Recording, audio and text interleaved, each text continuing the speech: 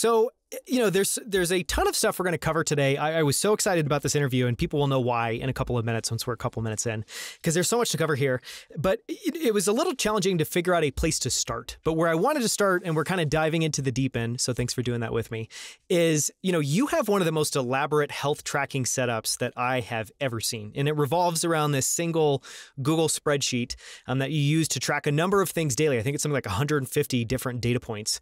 Can you just share the origin story of that Google Sheet and talk a little about what you track?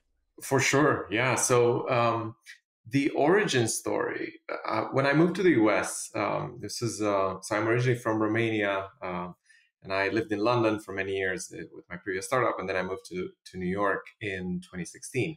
And in about 10 months of being in the US, I gained about 20 pounds.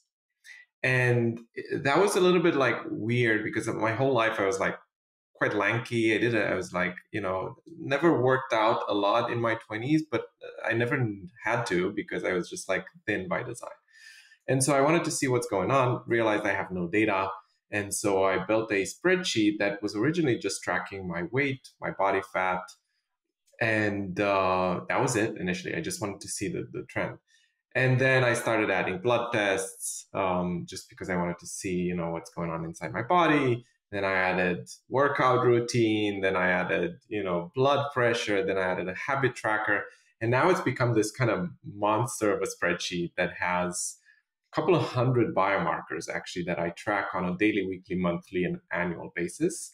And it's been immensely valuable. Like it's helped me lose the 20 pounds, but it's helped me improve performance and know exactly how various different activities or various different types of food, etc., impact my health. Very specifically, recently, actually, I'm saying about 9 months ago, I hit a plateau in my performance, like weightlifting and VO2 max was not improving and my runs were not getting better and so on.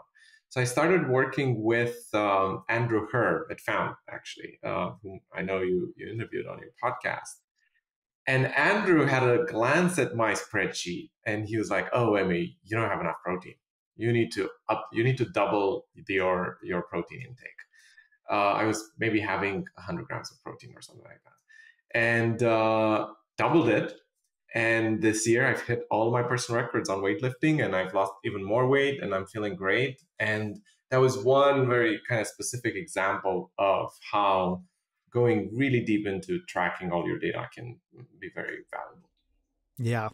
How much time does it take you to do, and what is the process by which you input this data? Is it something you do daily? Do you batch it and do it once a week? What does that look like? Yeah, so most of it I do weekly or monthly because it doesn't change that much. So like I track my blood pressure, for example, once a month. And I have a recurring calendar reminder that's like once a month on Sundays, last Sunday of the month or something. So it doesn't take a lot of time. The one part that I do daily, and it takes maybe 3-4 minutes every morning, is I track habits. So I look at whether I meditated prior was there, whether I had meat, whether I was stressed, how I slept, et cetera, et cetera. And I have this kind of GitHub-like tracker where on the x-axis you have the days of the year and the months, and on the y-axis you have the day of the week. And I just color code it manually, gray, yellow, green, red, depending on whether it's good or bad, which gives me a really beautiful way to visualize my year in terms of stress, in terms of meditation and so on.